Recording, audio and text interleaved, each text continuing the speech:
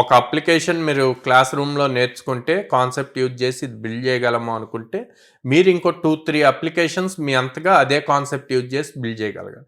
అప్పుడు ఆ కాన్సెప్ట్ మీద మీకు గ్రిప్ అన్నది బాగా వస్తుంది.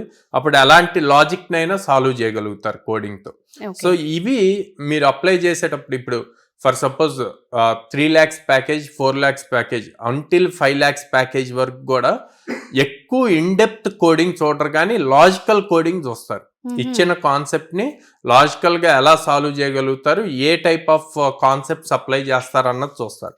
అదే 5 above ప్యాకేజెస్ వచ్చాయి అంటే ఆర్కిటెక్చర్ లెవెల్లో చూస్తారు అనమాట. Architecture level in the sense ఇక్కడ మళ్ళీ ఇంకో క్వశ్చన్ వస్తుంది మనకి, ఇమీడియట్ కింద కామెంట్స్ వస్తాయి, ఆర్కిటెక్చర్ అంటే ఎక్స్పీరియన్స్ ఉండాలి కదా అని. ఎక్స్పీరియన్స్ ఉండాల్సిన అవసరం లేదు. ఆర్కిటెక్చర్ లెవెల్ అంటే నీకు అసలు నువ్వు చేసే ప్రాజెక్ట్ని ఎలా స్కేలబుల్ చేయొచ్చు అన్న ఒక క్లారిటీ ఉండాలి. దానికి తగ్గట్టు కోడ్ని రేపు ఇందాక మనం మాట్లాడినట్టు 100 members వచ్చినా 1000 members ఒకేసారి నీ ప్లాట్ఫామ్కి వచ్చినా అది హ్యాండిల్ చేయగలగాలి. ఆ కోడ్ కూడా అలాగే రన్ అవ్వాలన్నమాట. సో అట్లాంటి థింగ్స్ అన్నీ కూడా క్లారిటీ ఉండాలి. ఆ క్లారిటీ ఉండాలి అన్నప్పుడు oops plays the clear major role. Object oriented principles okay, కానీ దాన్ని ఎలా స్కేలబుల్ చేయొచ్చు, ఆ కోడ్ ని ఎలా ఆప్టిమైజ్ చేయగలరు అన్నది కూడా ఇంపార్టెంట్.